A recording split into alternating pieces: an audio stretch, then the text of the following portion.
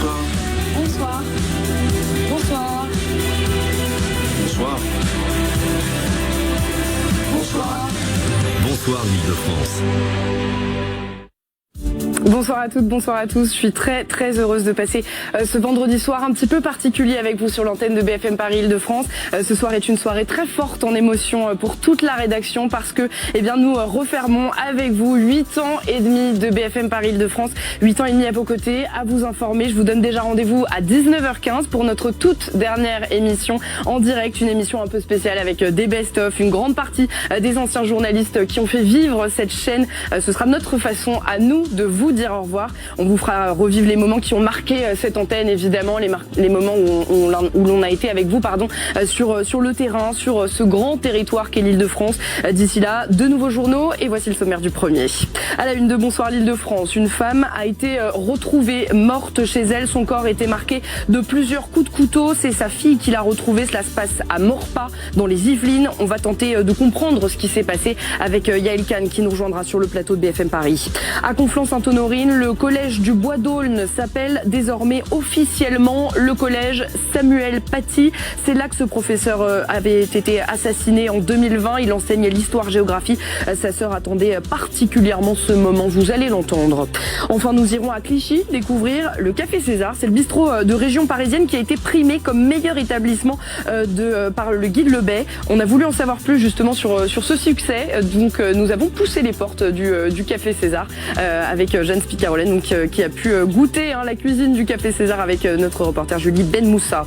On va regarder ensemble la météo de ce samedi, toute dernière météo, vous le voyez, avec un samedi matin plutôt sympathique, avec du beau temps, vous le voyez, pas mal de nuages dans le ciel francilien, mais on va garder de très belles éclaircies ce samedi pour commencer un week-end de beau temps, avec des températures qui s'accompagnent de ce beau temps, donc qui s'accompagnent de températures assez fraîches, vous le voyez, -2 à 1 degré, vous aurez -2 du côté de Cergy notamment, vous aurez -1 à Fontainebleau, à Rambouillet, à Mantes-la-Jolie, comptez 0 degré à Versailles, Évry-Courcouronnes, Melun et Meaux, et enfin 1 degré la maximale, ce sera pour Provins, Étampes et Paris. Que se passe-t-il sur la route? C'est ce que l'on regarde tout de suite avec nos conditions de circulation en direct ce soir, vous le voyez, pour le moment, il y a très peu de monde sur le boulevard périphérique au niveau de la Porte-Maillot, ça circule très bien, la circulation est entièrement fluide, même chose sur la nationale 13 au-dessus du pont. Reste qu'il y a tout de même 260 km de bouchons cumulés sur les routes d'Île-de-France. C'est ce que l'on va voir tout de suite sur notre carte, avec pas mal de monde, notamment sur la 86 entre Créteil et Rungis. Sachez qu'il y a énormément de monde à cet endroit-là. Il y a beaucoup de bouchons.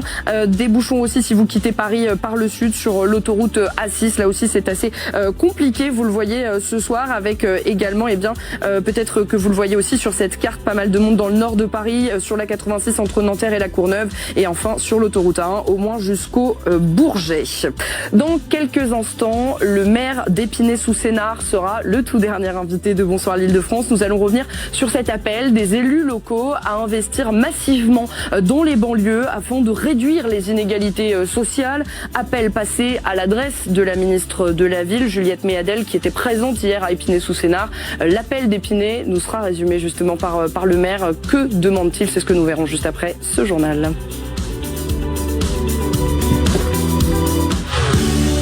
Bonsoir. Bonsoir. Bonsoir. Bonsoir l'Île-de-France. On débute ce journal ce soir par une histoire dramatique survenue à Maurepas dans les Yvelines. Le corps d'une femme a été découvert lardé de coups de couteau chez elle par sa fille. Bonsoir Yael. Bonsoir Alexia. Est-ce qu'on en sait plus sur les circonstances de ce décès ? Eh bien écoute, ce que l'on sait, c'est qu'hier, vers 18h, comme tu l'as dit, à Maurepas, dans les Yvelines, une femme âgée de 42 ans, infirmière de profession, a été retrouvée sans vie à son domicile dans la chambre de son appartement. Le corps lardé de plusieurs coups de couteau. Elle présentait de multiples plaies au niveau de la gorge. Cette femme, elle a 3 enfants, un adolescent de 16-17 ans, un enfant de 4-5 ans et une petite fille de 10 ans. Et c'est cette dernière qui aurait retrouvé le corps de sa mère. Le SAMU est ensuite intervenu. Le conjoint de cette femme et leurs 3 enfants étaient sur place lors de l'intervention des secours. Puis ils ont été conduits au service de la police judiciaire de Versailles pour y être entendus. Notre collègue Célia Djousfredi Midi a échangé avec les voisins de cette famille et notamment ceux qui vivent à leur étage. Ils n'ont entendu aucun cri, aucune porte qui claque. Les seuls cris qu'ils ont entendus, ce sont ceux du mari lorsqu'il a découvert le corps de sa femme. Ils ont également indiqué que le couple avait l'habitude de laisser la porte entrouverte, notamment lorsqu'il sortait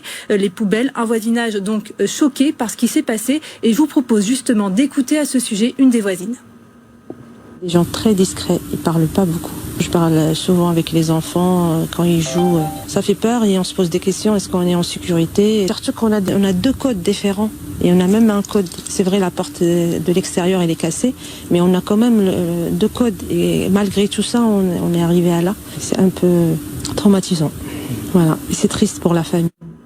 Alors pour le moment, les circonstances de la mort de cette femme restent floues. La police scientifique est sur place à l'intérieur de l'appartement. La criminelle, elle, continue son travail avec notamment une enquête de voisinage. Aucune trace d'effraction n'a été constatée au domicile de la victime selon une source policière. Le parquet de Versailles a ouvert une enquête pour homicide volontaire. Elle a précisé qu'aucune garde à vue n'était en cours et, je cite, que les investigations sont au stade des balbutiements. Merci beaucoup Yael Khan donc pour toutes ces précisions donc sur ce fait dramatique survenu, on le rappelle, à Maurepas dans les Yvelines. Ce vendredi, le collège où enseignait Samuel Paty a officiellement pris le nom de ce professeur assassiné le 16 octobre 2020. La ministre de l'Éducation nationale, Elisabeth Borne, s'est déplacée. Une plaque a été dévoilée sur place, une cérémonie au cours de laquelle s'est exprimée la sœur de Samuel Paty. On va l'écouter justement, elle était l'invitée de nos confrères de BFM TV.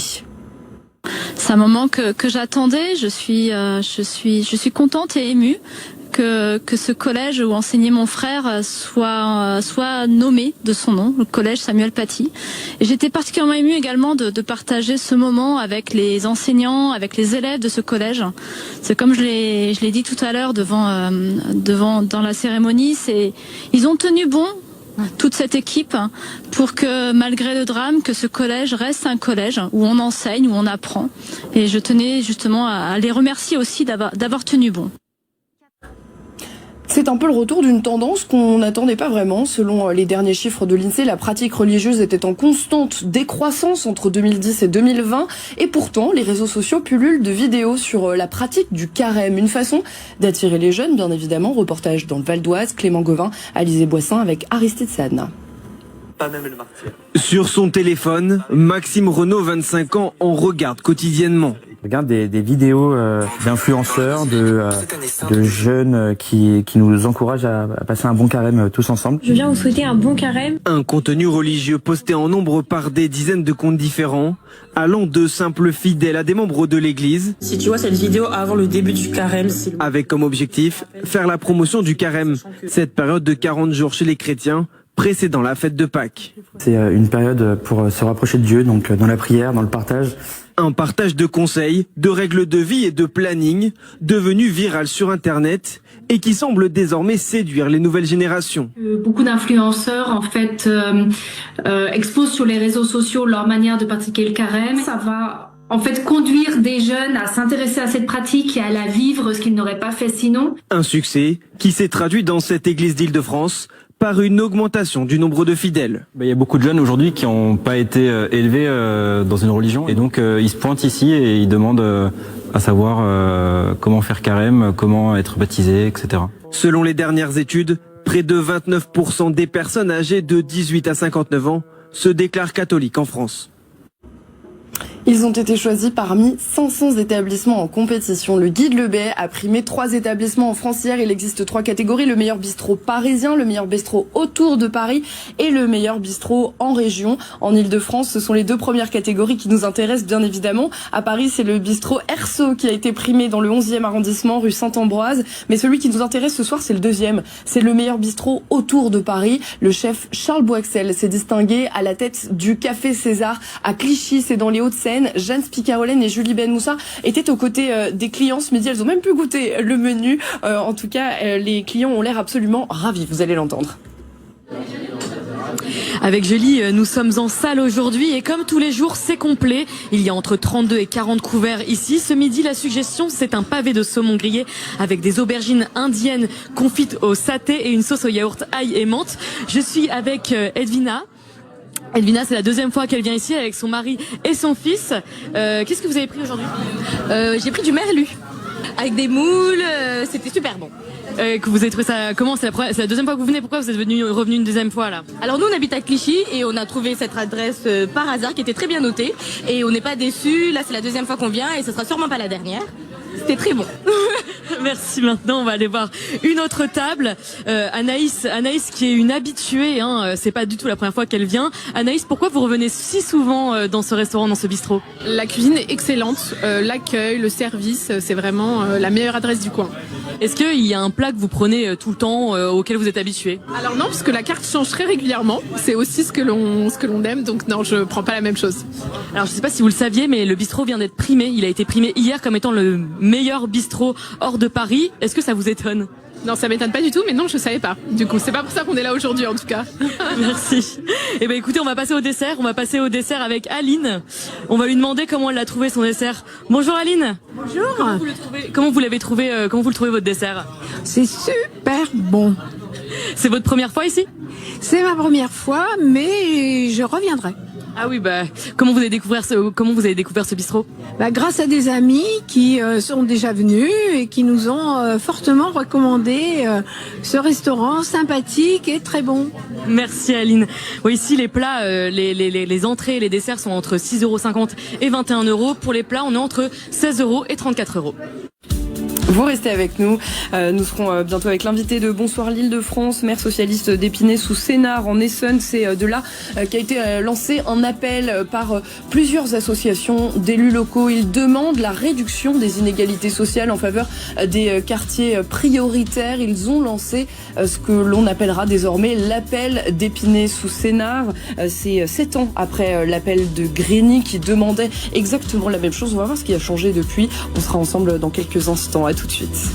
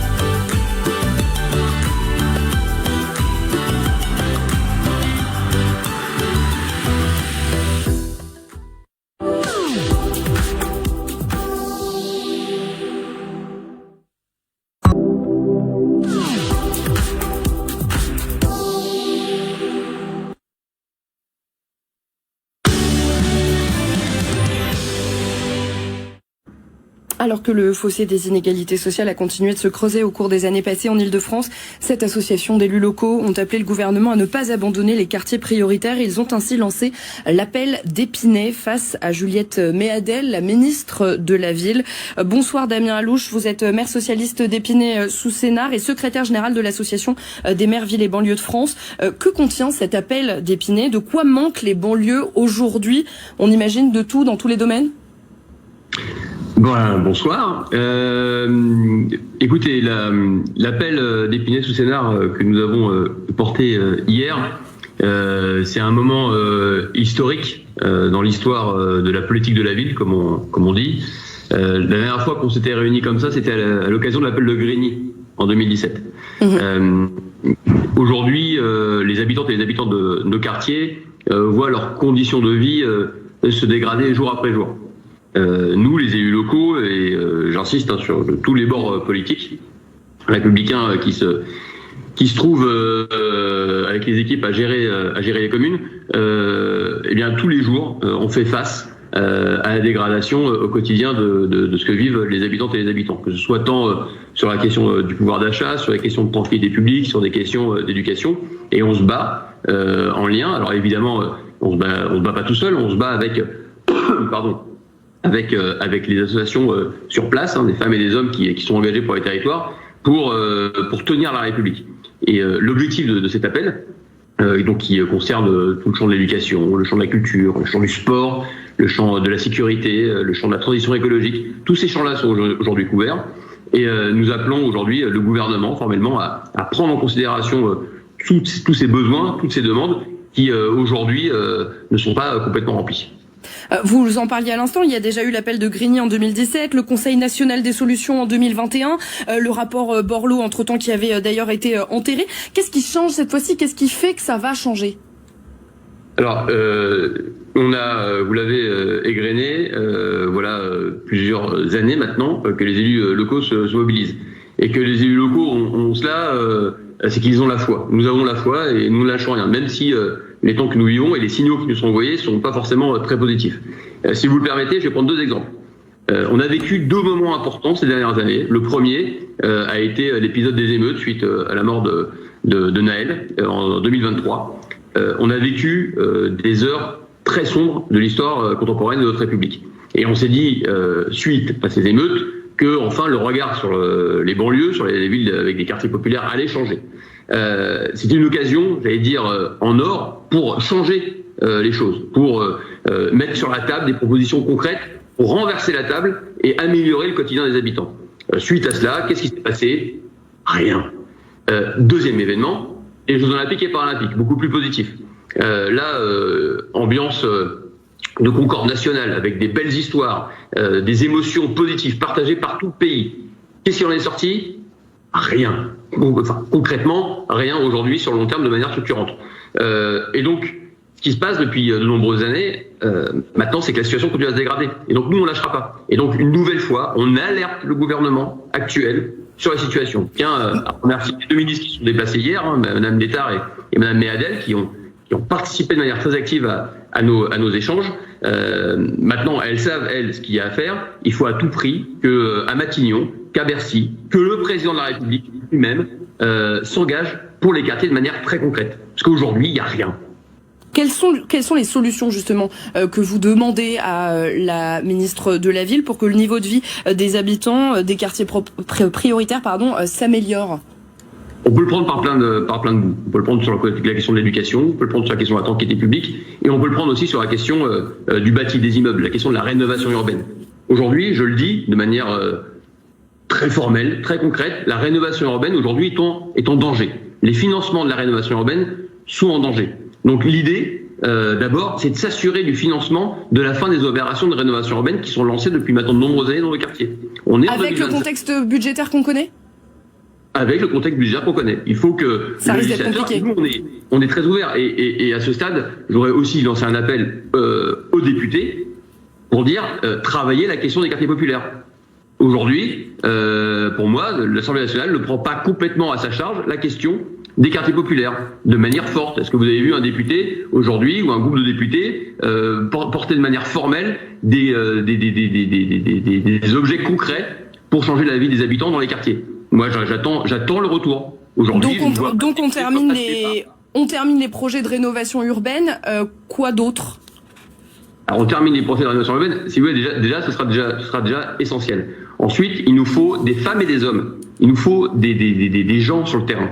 Que ce soit dans les écoles, que ce soit dans la rue. Il nous faut des médiateurs. Il nous faut des personnes dans la rue, des adultes qui sont en capacité d'être présents pour répondre aux habitants au quotidien. Vous savez, les services publics dans nos territoires, dans nos collectivités, tendent à disparaître au fur et à mesure. Et d'ailleurs, je fais le parallèle avec les territoires ruraux qui vivent eux aussi, ou les territoires périurbains, qui eux aussi vivent une forme de désertification des services publics. Il nous faut des adultes, il nous faut du monde sur le terrain. Si vous avez plus d'adultes, si vous avez plus de gardiens dans les halls d'immeubles, si vous avez plus tout ça, eh bien, tout se dégrade. Et c'est ce qu'on constate au quotidien. Donc nous, les élus locaux, restent mobilisés avec les équipes municipales, avec les agents du service public de nos collectivités qui sont présents au quotidien et qui sont ultra mobilisés, mais il nous faut du monde, il nous faut des adultes, il nous faut des moyens, et il nous faut aussi une vision à long terme sur la manière dont notre République voit aujourd'hui les quartiers populaires. Parce qu'aujourd'hui, on est clairement, alors je ne parle pas des 2 ministres qui sont venus hier à Épinay, mais aujourd'hui on est clairement méprisé. On a besoin d'être entendu, d'être respecté, d'être écouté. On a des solutions qu'on teste ici et là. Certaines fonctionnent, d'autres fonctionnent pas, on peut les arrêter. Mais pour ce qui fonctionne, est-ce que vous me permettez de vous donner un exemple? Oui, c'est ce que j'allais dire. Qu'est-ce qui fonctionne, par exemple? Alors, je vais vous donner 3 exemples concrets. D'abord, les cités éducatives. Je ne vais pas rentrer dans les détails de ce que sont les cités éducatives, mais ça fonctionne. Ça met l'État, ça met la préfecture et les collectivités au cœur de l'enjeu de l'éducation, et ça fonctionne. C'est-à-dire qu'on sort des projets très concrets et qui marchent sur le territoire. Épinay-sous-Sénard en est la preuve. Deuxième exemple, territoire zéro chômeur longue durée, qui permet à des gens qui sont éloignés de l'emploi de pouvoir reprendre un emploi. Eh bien, c'est ce qui vient d'être signé ce matin à Épinay-sous-Sénard, et ça fonctionne. 14 CDI ont été signés ce matin à Épinay-sous-Sénard. Et là, pour des choses qui n'existent pas encore, mais qu'on construit, encore une fois à Épinay, mais ça pourrait être n'importe où ailleurs. Il se trouve que je suis le maire d'Épinay, donc je vais vous parler d'Épinay. Bien sûr. C'est la cité inclusive. C'est-à-dire que la question du handicap, aujourd'hui, elle est très compliquée. À Épinay-sous-Sénard, ce sont près de 1000 dossiers MDPH, donc des personnes qui sont en situation de handicap, qui sont ouverts à Épinay-sous-Sénard. Et aujourd'hui, chacun reste dans son silo. Donc aujourd'hui, à Épinay-sous-Sénard, on va créer la première cité du handicap, la première cité inclusive qui permettra à l'ensemble des gens qui sont concernés dans le champ du handicap, des professionnels, des associations, comme des personnes qui ont des handicaps et leurs aidants, de travailler ensemble pour, faciliter leur vie et trouver des solutions. Le salut, il ne peut venir que de l'État, selon vous. Quand on connaît les sous-investissements en matière d'éducation, par exemple dans le département de la Seine-Saint-Denis, c'est uniquement pour prendre cet exemple-là, il ne peut pas venir du terrain. Il vient forcément, si vous voulez, c'est la rencontre entre l'État et le terrain. C'est la rencontre entre l'État, une vision de l'État partagée, et le terrain. Aujourd'hui, on va dire les choses franchement. Quelle est la vraie vision aujourd'hui du gouvernement sur les territoires populaires? Quelle est la vision? Moi, j'en vois pas de vision. Il y a des ministres, je tiens à le répéter, qui sont mobilisés sur ces questions-là et qui croient fondamentalement en l'existence de notre existence. On parle de 8 millions d'habitants en France qui vivent dans les quartiers populaires. Est-ce que ces 8 millions d'habitants sont aujourd'hui respectés? Non. Et donc aujourd'hui, les élus locaux, le tissu associatif, sportif, culturel, on tient la République aujourd'hui. Si demain on disparaît, il n'y a plus de République dans le quartier. Alors, je vais vous dire 2 choses. D'abord, évidemment, nous devons des choses à la République. Parce que s'il n'y avait pas d'école, s'il n'y avait pas de police, on serait bien embêté, fondamentalement. Mais il faut aussi que la République se pose la question de ce qu'elle doit, elle, aux habitants des quartiers. Quand il y a eu les crises du Covid, le pays a tenu pourquoi? Grâce à quoi? Notamment grâce aux habitants des quartiers. Et à chaque fois qu'il y a eu des crises, au fur et à mesure des crises, les villes ont tenu, la République a tenu, grâce à qui? Grâce aux habitants des quartiers. Et donc on a besoin de remettre les habitants du quartier au cœur de la République, ce qui n'est pas le cas aujourd'hui. La ministre a déjà annoncé l'organisation d'un comité interministériel des villes le 17 avril prochain avec pour priorité, je la cite, la petite enfance et l'adolescence, la tranquillité publique et l'économie pour toutes et tous. Est-ce que ces pistes de travail vous semblent être les bonnes? Elle a raison.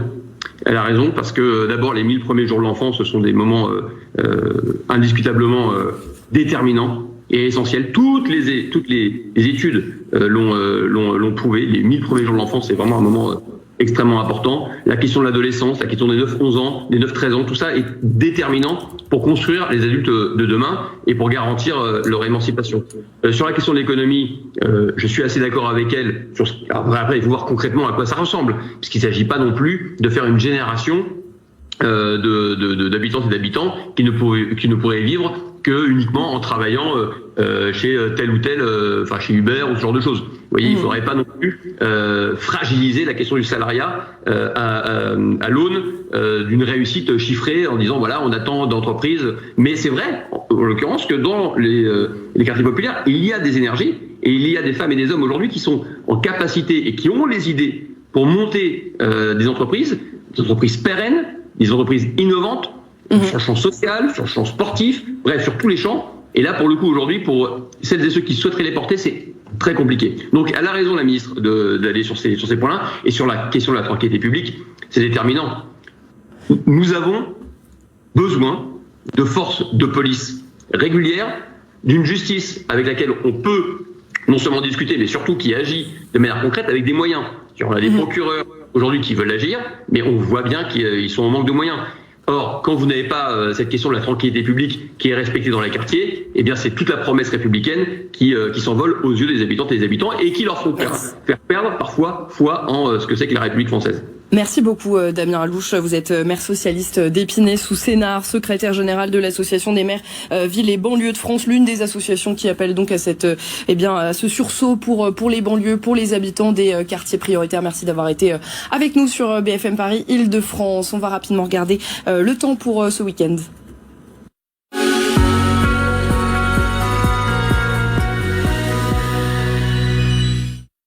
Vos prévisions sur la région Île-de-France, nous allons retrouver ce samedi matin un ciel bien chargé, mais un temps calme, pas de précipitations. Ce sera même un peu plus lumineux sur un tout petit quart nord-ouest. Dans le courant de l'après-midi, nous allons retrouver, a priori, des nuages de plus en plus menaçants qui vont arriver par l'est, par le sud de la région. Ils apporteront quelques pluies. Ailleurs, vous resterez sous les nuages, un petit vent également sensible qui soufflera à 50 km/h et qui va avoir tendance à accentuer la sensation de froid. Et il fera déjà frais le matin, -2 à Cergy, -1 à Fontainebleau, 1 degré à Paris. Et dans le courant de l'après-midi, les températures restent basses aussi pour la saison, 7 degrés seulement dans Paris intramuros.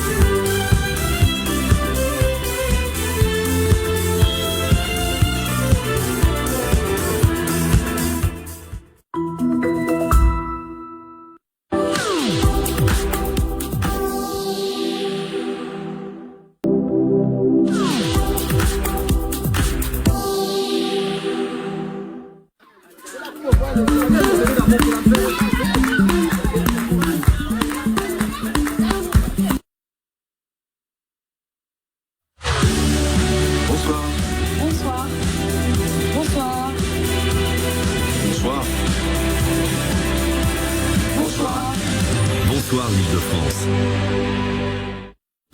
Bonsoir et bienvenue à vous si vous nous rejoignez pour cette toute dernière émission de BFM Paris Île-de-France. Effectivement, c'est un soir un petit peu particulier pour nous, évidemment pour toute la rédaction de BFM Paris Île-de-France. Nous refermons avec vous 8 années et demie de BFM Paris Île-de-France, 8 années et demie à vos côtés sur le terrain pour vous informer. Je vous donne déjà rendez-vous à 19h15 ce soir pour notre toute dernière émission en direct, une émission un petit peu spéciale avec des best-of, évidemment des bêtisiers, une grande partie des anciens journalistes qui ont fait vivre cette chaîne tout au long de toutes ces années. Ce sera notre façon à nous de vous dire au revoir. On vous fera revivre les moments qui ont marqué évidemment l'antenne. D'ici là, un nouveau journal dont voici les titres.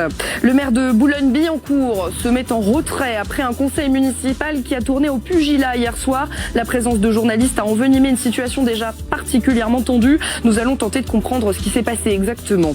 Bientôt, plus d'avions à l'aéroport de Paris-Beauvais dans l'Oise. Des associations locales craignent que l'extension de la structure n'amplifie la pollution sonore et atmosphérique. L'aéroport doit voir passer près de 7 millions de voyageurs annuels à terme.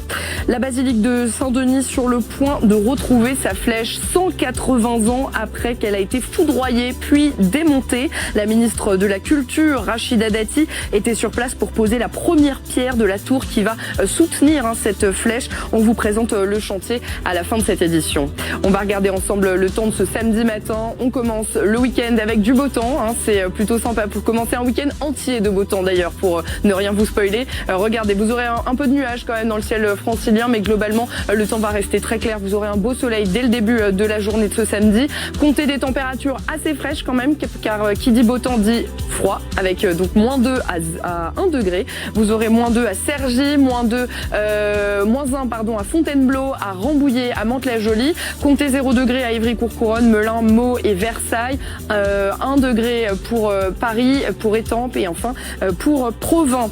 Que se passe-t-il sur la route? On regarde tout de suite vos conditions de circulation en direct avec le boulevard périphérique Porte-Maillot qui est toujours aussi fluide. Ce soir, ça se passe très bien dans l'ouest parisien. Vous le voyez, que ce soit côté intérieur ou extérieur, vous circulez parfaitement ce soir. Ça commence un tout petit peu, j'ai l'impression, à se remplir du côté intérieur, mais ça reste vraiment fluide. La nationale 13, elle se remplit aussi si vous arrivez du secteur de la Défense pour entrer dans Paris. On va regarder ce qui se passe ailleurs en Ile-de-France avec, vous le voyez, cette carte qui nous indique quelques ralentissements quand même, même si c'était facile de se déplacer au niveau de la Porte-Maillot. On a du monde sur d'autres secteurs, 236 km de bouchons en cumulé avec un accident qui s'est produit sur l'autoroute A10. Soyez bien prudents, donc si vous devez emprunter l'autoroute A10, c'est un accident qui s'est produit au niveau de Villejuste-Courtabœuf, entre Villejuste-Courtabœuf et les Ulysses. Donc soyez bien prudents. Un véhicule léger est impliqué justement dans cet accident. Une voie est fermée sur la droite et puis ça coince également pas mal sur l'A86 entre Créteil et Rungis.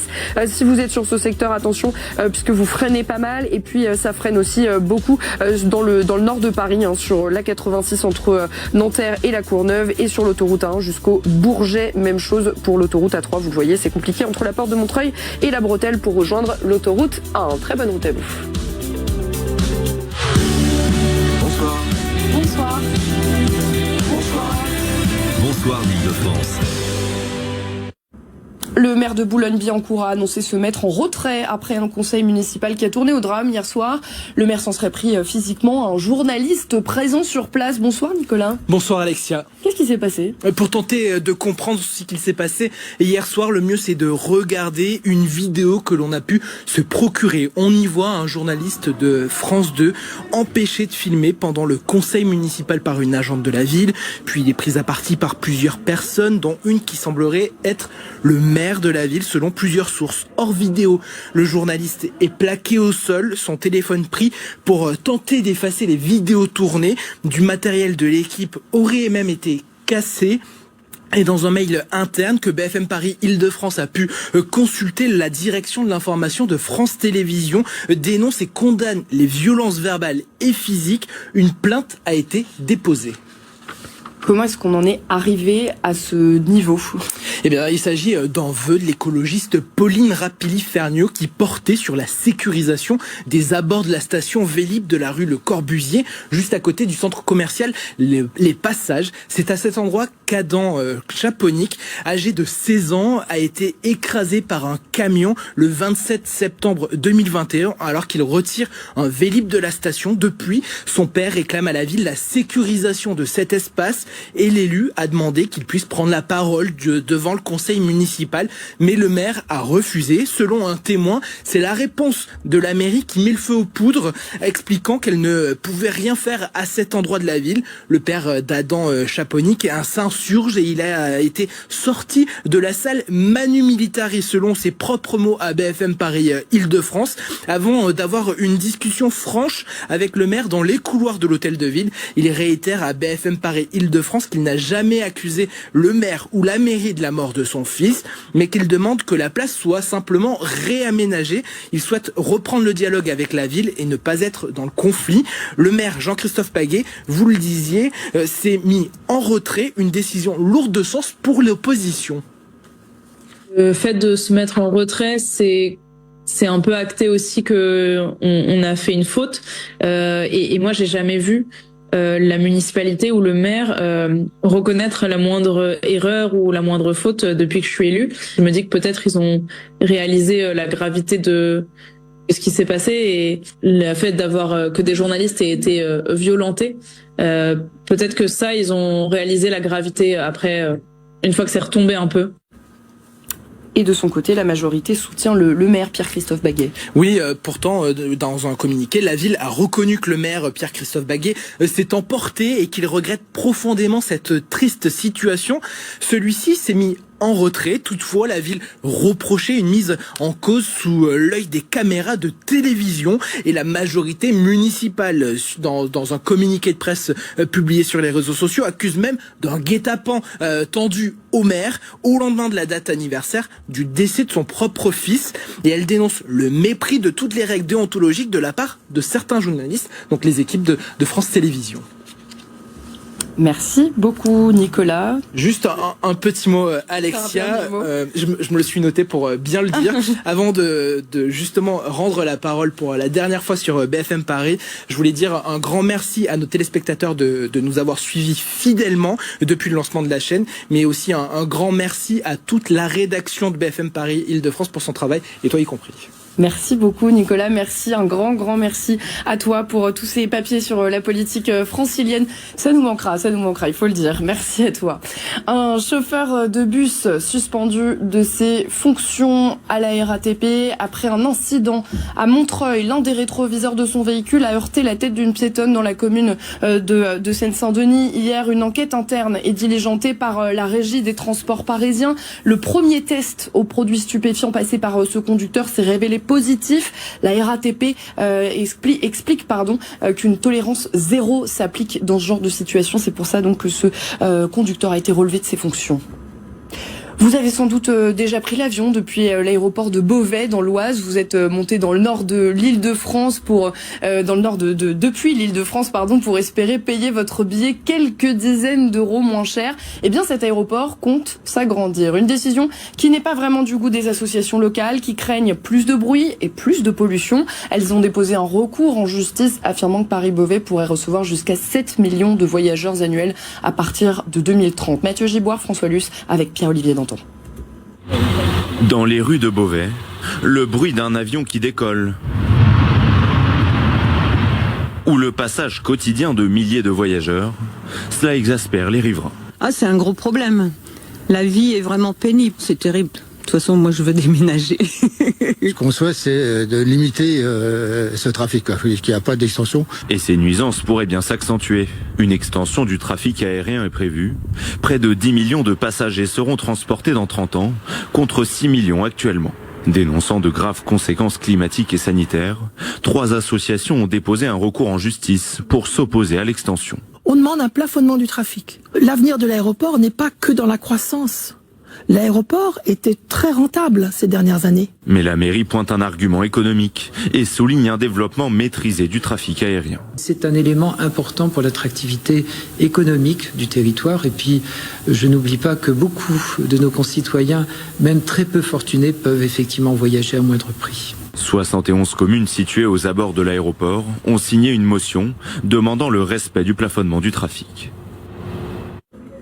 À 2 jours du classique Paris Saint-Germain Olympique de Marseille, les supporters parisiens appelés au calme dans les travées du Parc des Princes. Cette petite vidéo a été publiée sur les réseaux sociaux. Ce que craint la direction du PSG, ce sont des chants homophobes. Un mail a d'ailleurs été envoyé aux abonnés du parc pour leur demander, je cite, nous le savons, ce match déchaîne les passions, mais cette énergie et cette rage de vaincre ne peuvent pas se transformer en haine depuis les tribunes. Plusieurs unités de forces de l'ordre seront placées à l'extérieur du stade, mais l'enceinte aussi sera très surveillée ce dimanche soir. Et puis si vous n'avez pas forcément le cœur à vous rendre au Parc des Princes, sachez que ce match est diffusé dans des salles de cinéma ce dimanche. La flèche de la basilique s'élèvera bientôt de nouveau dans le ciel de Saint-Denis. C'est un événement parce que cela fait près de 200 ans que la nécropole des rois de France était privée de sa tour occidentale, celle-ci même qui supportait cette flèche. La ministre de la Culture, Rachida Dati, a donc posé la première pierre des 15 000 qui seront nécessaires à sa reconstruction. Le récit de Chloé Berthaud.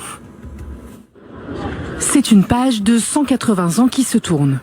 Foudroyée puis démontée en 1846, la flèche s'apprête à retrouver le sommet de la basilique de Saint-Denis. Un chantier estimé à 37 millions d'euros et inauguré ce vendredi par la ministre de la Culture, Rachida Dati. C'est un beau moment, pour la France, parce que je considère que ce projet de reconstruction de cette flèche, ça fait partie de notre histoire commune. C'est aussi un symbole de cohésion. Je disais tout à l'heure, c'est un symbole de communion. Et on tenait à ce que symboliquement, nous soyons tous ensemble pour pouvoir poser cette première pierre de cette immense flèche. Une flèche qui culminera à près de 90 mètres de haut et reposera sur 15 000 pierres de calcaire. Une partie sera taillée sur place dans un chantier ouvert au public. qui sera crucial, c'est la dimension fédératrice de ce chantier visitable, à la fois pour le grand public, local mais aussi international, mais aussi parce que on va se servir de ce chantier pour former des jeunes du territoire, pour former des compagnons au métier de la rénovation historique. Avec cette restauration, la mairie de Saint-Denis ambitionne d'élargir le public de la basilique au-delà de ses 150 000 visiteurs annuels. Vous restez avec nous dans quelques instants. L'invité de Bonsoir l'Île-de-France, il est maire socialiste d'Épinay-sous-Sénart. C'est de là qu'a été lancé l'appel de plusieurs élus locaux de tous bords politiques confondus. Ils appellent à un sursaut pour les quartiers prioritaires. Ils appellent à de plus nombreux investissements pour les habitants des banlieues notamment. L'appel d'Épinay-sous-Sénart qui nous sera donc expliqué par le maire de cette commune de l'Essonne. Il sera avec nous dans quelques instants. À tout de suite.